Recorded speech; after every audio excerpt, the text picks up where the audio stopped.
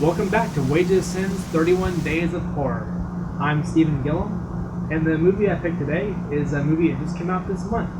It's available on Amazon and iTunes and probably several other video download places. It is Tales of Halloween. Now this is an anthology film. It's 10 stories by 10 directors, and it's all wrapped, kind of tied together with the radio DJ who's telling you of all the events of Halloween night, played by Adrienne Barbeau, playing a similar role she played in John Carpenter's The Farm. The first story that we're presented with is Sweet Tooth. Sweet Tooth is a story of a babysitter and her boyfriend telling the child they're watching the tale of Sweet Tooth. Sweet Tooth was a child who was allowed to go trick-or-treating, but his parents wouldn't let him have any of the candy. So one night he decides to stay up and see what they do, and he comes down and witnesses them both just chowing down eating all his candy. And he snaps and kills his parents. So now, in order to avoid Sweet Tooth's revenge, you have to leave candy out for him, or he's going to come and get you. It's a good opening to the movie. It's a lot of fun. It has the father in the flashback is played by the coach from Nightmare on Elm Street 2, which is pretty cool. This whole movie is full of cameos. I mean, there's several that I probably didn't even notice, but if you keep your eyes open, there's tons and tons of cameos. The next story is probably my favorite in the anthology. It's The Night Billy Raised Hell.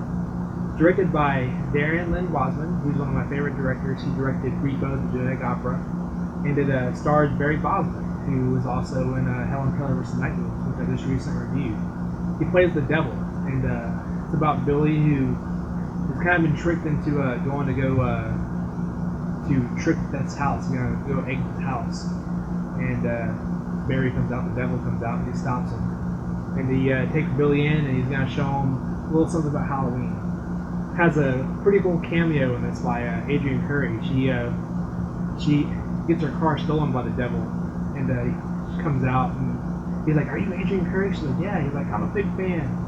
But what's really cool is she's dressed up like Princess Silly from the movie Legend, which I was probably more excited about her costume than I was actually her family.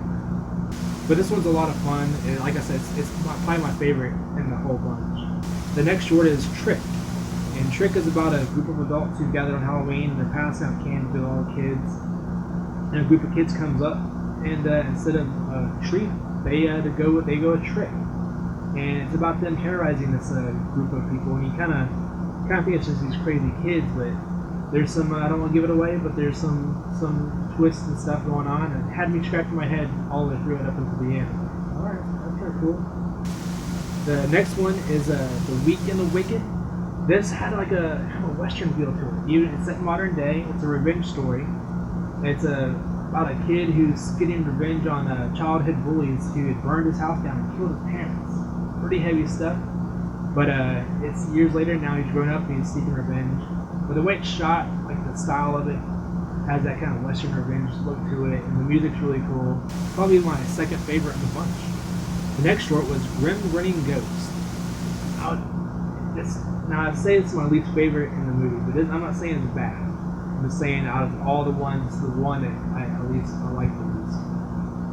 This also has Lynn Shay, who is in Helen Keller vs. Night Wolves. She is the mother who is having like a Halloween party, and she's telling ghost stories. Several cameos in this guest list. Stuart Gordon being one of my favorites is in there. And her daughter's there, and when her daughter leaves, she starts to encounter some of the things that this ghost story had in it. And it was neat. Like I said, it's my least favorite, but it's still a lot of fun. This was followed up by the short Ding Dong. Ding Dong is about a couple who they can't have a child, and the wife is, every Halloween she's just upset. All the children come and she's reminded that she can't have a child of her own. Then one year she finally decides to, do what she can, have fun with it. But we're shown that she is also very abusive towards her husband. And her husband kind of views her as this wicked witch type of lady, type of character. And he just wants to protect these kids from her, because he just sees her for what he thinks she is. And it's neat. It's neat to, like, every time you kind of look at her and she kind of turns into this like hideous witch creature. But it was I didn't know how to take it. It's very metaphor. So it's still a lot of fun. It was neat, but definitely not one of my favorites of the bunch. The next short is This Means War. It's an older guy who's putting on his Halloween decorations. You can tell that he loves doing it. It's more traditional type stuff. And his new neighbor, a younger guy, he starts putting all his stuff out. And it's more gory and scary and more kind of punk rock. And he's out there just having a blast with this loud music. And this other older guy is not having it. And it's about their feud going back and forth. And it was neat. It was entertaining.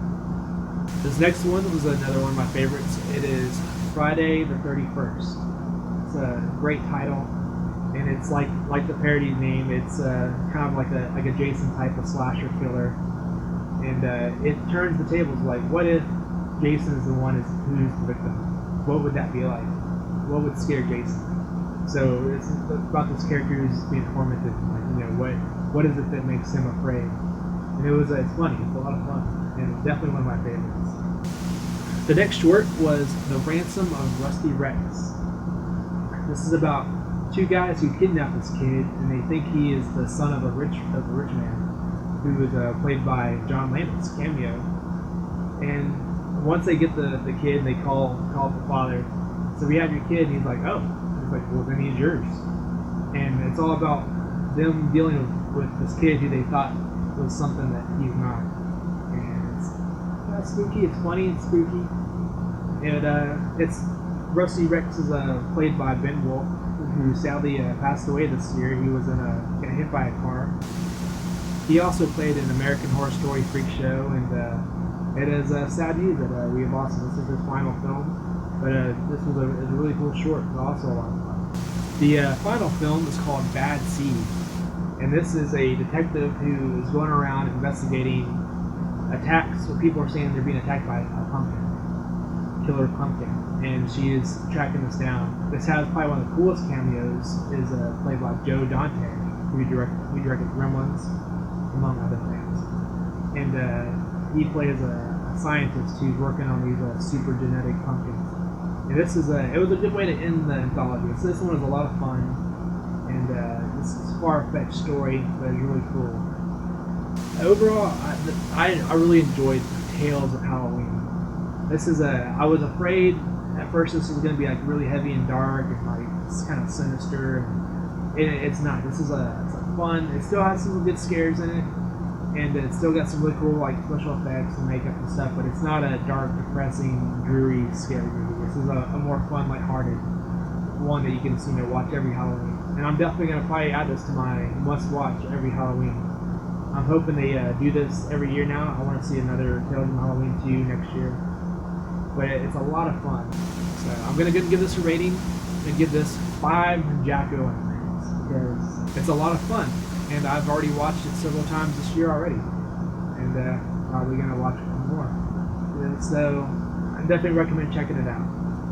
So that's going to wrap things up for me. I'm going to pull the old bean bag out and probably pop on another scary movie and enjoy it. So we'll see you next time.